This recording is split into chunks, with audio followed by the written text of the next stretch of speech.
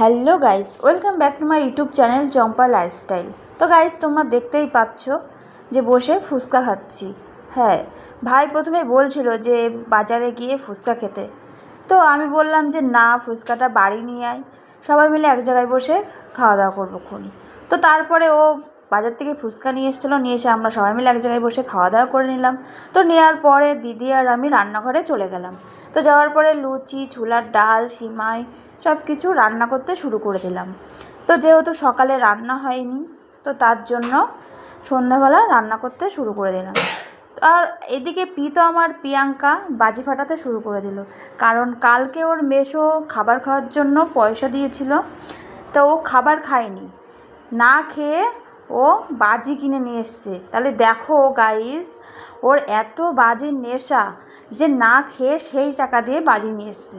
তো নিয়ে আসার পরে বাজি ফাটাতে শুরু করলো প্রিয়াঙ্কার প্রীতম দুজনা মিলে। আর এদিকে আমরা রান্নাবান্না করছিলাম। তো করার পরে তারপরে ওরা বাজি ফাটানো শেষ করলো। তারপরে ঘরে এসে এক জায়গায় বসে সবাই মিলে খাওয়া দাওয়া করে নিলাম। তো নেওয়ার পরে ব্যাস ঘুমিয়ে পড়লাম। তো আমার ভিডিওটা এখানেই শেষ করছি। সবাই সুস্থ থেকো।